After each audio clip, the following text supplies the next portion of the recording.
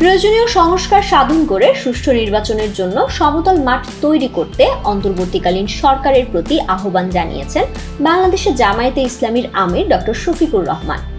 বুধবার রাজধানীর মগবাজার আল ফালাহ মিলনায়তনে জামায়াতের কেন্দ্রীয় মজলিসে শুরার বার্ষিক অধিবেশনে তিনি এসব কথা বলেন। Double million offer, Walton fridge কিনে পেতে পারেন 20 লক্ষ টাকা, রয়েছে কোটি কোটি টাকার নিশ্চিত উপহার। অন্তর্বর্তী সরকারের উদ্দেশ্যে শফিকুর রহমান বলেন, সংস্কারের এই মৌলিক বিষয়গুলো সম্পূর্ণ হওয়ার সঙ্গে সঙ্গেই নির্বাচন অনুষ্ঠানের পদক্ষেপ নিতে হবে। অঙ্গাঙ্গিভাবে জড়িত সুষ্ঠু নির্বাচনের অন্যতম মৌলিক দুটি বিষয়ের একটি হলো রাষ্ট্রের সকল প্রাপ্তবয়স্ক নাগরিকদেরকে ভোটার তালিকায় অন্তর্ভুক্ত করা। দ্বিতীয়টি হচ্ছে বিগত সরকার জুলুম করে বহু জায়গায় তৎকালীন বিরোধী দলে যারা ছিলেন তাদের এলাকাগুলোকে টার্গেট করে আসন সংখ্যা কমিয়ে দিয়েছে। তারা আসন পুনর্বিন্যাসের নামে জুলুম করেছে, এগুলোকে আবার পুনর্বিন্যাস করতে হবে।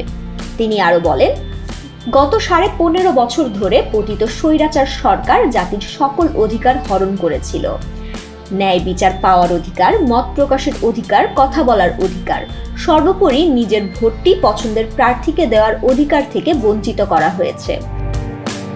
অনেক প্রতিভাবান মানুষকে রাষ্ট্রের গুরুত্বপূর্ণ দায়িত্বে দেওয়ার পরিবর্তে অবসরে পাঠানো হয়েছে। কাউকে কাউকে আবার ওএসডি করে রাখা হয়েছে। আন্দোলনের পক্ষে থাকার কারণে বিরোধী দলের অসংখ্য নেতাকর্মীকে ঠান্ডা মাথায় খুন করা হয়েছে।